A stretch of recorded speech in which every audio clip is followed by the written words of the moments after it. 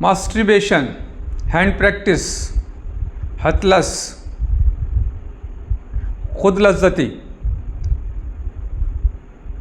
غرض اسے کئی ناموں سے آپ جان سکتے ہیں۔ اس کا مطلب ہے بنا سمبھوگ، بنا انٹرکورس سیمین کا ہاتھ کے ذریعے ضائع کرنا۔ اس مرض میں جو لوگ اس کے عادی ہو جاتے ہیں وہ عضو خاص یعنی پینس کو ہاتھ کی رگڑ سے بار بار رگڑ کر سیمین کو ضائع کرتے ہیں، جو کہ بہت ہی زیادہ نقصان دہ ہوتا ہے۔ یہ ایک ایسی چیز ہے جو قدرت کے نظام سے الگ ہٹ کے ہے۔ قدرت کا نظام ایسا نہیں ہے، اس نے باقاعدہ طور پہ اس کے لیے عورت کو بنایا اور اس کے لیے ایک خاص جگہ عورت کی شرمگاہ بنائی، جس کے ذریعے سیمین آسانی کے ساتھ بنا کسی الجھن، بنا کسی دقت اور ایک ایسی رطوبت شرمگاہ میں عورت کے رکھی جو پینس یعنی عضو خاص کو طاقت بخشتی ہے اور کسی طرح کے بھی نقصان ہونے سے روکتی ہے۔ جبکہ ہم اگر اس کو ہاتھ سے ضائع کرتے ہیں، ہاتھ کی رگڑ، اگر اس ہاتھ کی رگڑ کی اسکن کی بات کریں، یہ اور وہ اسکن دونوں میں زمین آسمان کا فرق ہے۔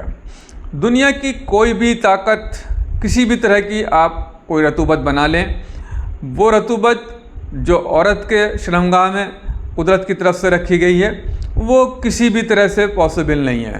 آپ کتنا ہی کوئی کسی طرح کا تیل لگا لیں یا کسی طرح کی کوئی چکنائی استعمال کریں یا جیلی استعمال کریں یا کریم استعمال کریں، لیکن وہ چیز حاصل نہیں ہو سکتی۔ وہ صرف قدرت نے عورت کی ویجائنا یعنی شرمگاہ میں رکھی ہے اور وہ آدمی کے لیے بہت ہی زیادہ مفید اور فائدہ مند ہوتی ہے۔ اس کا عضو خاص اس سے طاقت پاتا ہے، اس سے اسے فائدہ ہوتا ہے، نہ کہ کوئی نقصان۔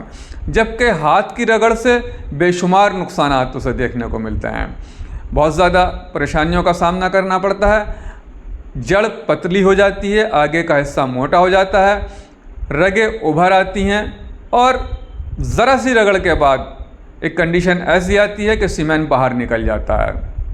ایسے حالات میں آدمی جب بار بار یہ بد عادت کو کرتا ہے تو ذرا سی دیر میں کچھ سیکنڈوں میں سیمین باہر آنے لگتا ہے، اور کیونکہ وہ یہ دیکھتا ہی نہیں کہ کیا وقت ہے، کبھی کھانے کے بعد، کبھی صبح، کبھی رات، جب اس کو وقت ملا تب اس نے اس بد عادت کو کیا، جس کے نتیجے میں اس کے دوسرے نظام، پیٹ کا نظام بالکل درم بھرم ہو جاتا ہے، ڈائجیشن سسٹم بہت زیادہ خراب ہو جاتا ہے اور قبض رہنے لگتا ہے، بھوک ختم ہو جاتی ہے، آنکھیں اندر کو دھس جاتی ہیں۔ ایسے لوگوں کو دیکھ کر ہی اندازہ ہو جاتا ہے کہ یہ ہینڈ پریکٹس کا مریض ہے، یعنی کہ ماسٹربیشن کرتا ہے اور اس کے نتیجے میں اس کے چہرے پہ بے رونقی آئی ہے۔ اگر اس کو حکمت کی روح سے ثابت کیا جائے تو واقعی یہ بہت زیادہ نقصان دہ چیز ہے۔ کچھ ڈاکٹرز، آج کے دور کے ڈاکٹر، جدید ڈاکٹرز، یہ کہتے ہوئے آپ کو ضرور مل جائیں گے کہ اس سے کوئی نقصان نہیں ہوتا، لیکن یہ سراسر جھوٹ اور بکواس ہے۔ اس کے نقصانات ہم خود اپنی پریکٹس میں لگاتار دیکھتے آ رہے ہیں۔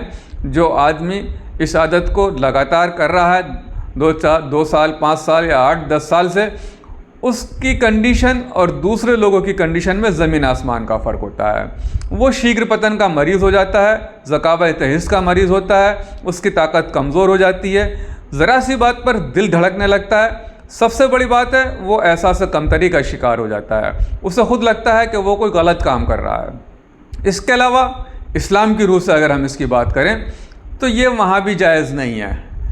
حضور صلی اللہ علیہ وسلم کا ارشاد ہے، سب کے ساتھ کھانے میں شفا، وہ برا ہے جو اکیلا کھائے اور لونڈیوں کو مارے اور نکاح کرے ہاتھ سے، یعنی کہ ماسٹربیشن کرے۔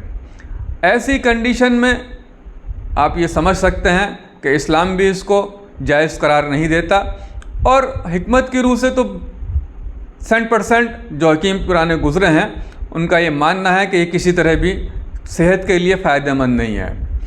ہم خود اپنے پریکٹس میں اس طرح کے کیسز دیکھتے ہیں، جو لوگ اس کام کو کر رہے ہیں ان کی حالت کتنی خراب ہے۔ وہ احساس کمتری کا شکار ہو جاتے ہیں، ان کے دماغ میں بہت سارے برے برے خیالات آنے لگتے ہیں، وہ یہ سوچنے لگتے ہیں کہ شاید اب میں شادی کے لائق نہیں رہا، اور اس کے نتیجے میں انہیں بہت ساری پریشانیوں کا سامنا کرنا پڑتا ہے۔ اس میں کوئی دو رائے نہیں ہے، ان کی حس بڑھ جاتی ہے، ذرا سی دیر میں کسی کو دیکھ کر یا ذرا سی رگڑ سے سیمن باہر آنے لگتا ہے۔ اگر یہ کنڈیشن لمبے ٹائم تک جاری رہے تو آدمی نامردی کی طرف چلا جاتا ہے۔ صورت انزال یعنی پریمیچور ایجوکیشن اسے پرماننٹ رہنے لگتا ہے، اور اس کو بھوک کا ختم ہونا، جسمانی طاقت کمزور ہونا، یہ عام بات ہے۔ سب سے پہلے اس عادت کو ختم کیا جائے۔ جب اس کی علاج کی طرف رجوع کریں تو سب سے پہلے اس بد عادت کو بالکل بند کر دیں، اس کے ساتھ سادہ کھانے استعمال کرائیں، گرم مرچ مسالے اور گرم چیزوں کا استعمال بالکل بند کر دیں، اس کے بعد ہی دوا کی طرف رجوع کریں۔ دواؤں میں بھی کوئی ایسی دوا بالکل نہ دیں جو تحریک پیدا کرتی ہو، جوش پیدا کرتی ہو، اس طرح کی دوا بالکل استعمال نہ کرائیں، بلکہ ایسی دوائیں جو جسم کو طاقت دیں۔ اگر دل دماغ جگر کی کمزوری ہو گئی ہے تو اس کو دور کریں، اگر خون کم ہے اس کی اصلاح کریں، پوری نیند آئے دماغ کو سکون دینے والی دوائیں استعمال کرائیں۔ اس کے بعد حس اگر بڑھی ہوئی ہے تو دوائیں مالش یا دوائیں ٹکور، پہلے دوائیں مالش کا استعمال کرائیں پھر دوائیں ٹکور کا استعمال کرائیں۔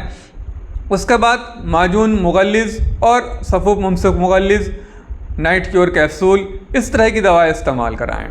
غرض یہ اگر اس طرح کی سوسائٹی جس میں وہ اس مرض کا عادی ہوا ہے لگاتار اگر جاری رہے گی تو اس مرض سے اس کی عادت چھوٹنا بڑے مشکل ہو جائے گا۔ سب سے پہلے ایسی سوسائٹی اس کو اختیار کرائیں جن میں اچھے لوگ ہوں، سوسائٹی سے بچائیں، اکیلا پن نہ رہنے دیں، اکیلا جہاں تک ہو سکے بزی رکھیں اپنے آپ کو، اور اس کے بعد ہی دوا کی طرف رجوع کریں۔ کیونکہ اگر آدمی اپنے آپ کانفیڈنس کے ساتھ یہ چاہتا ہے کہ وہ ٹھیک ہو جائے تو اسے خود اس عادت کو ترک کرنا ہوگا، تبھی جا کے آگے کا علاج ممکن ہے۔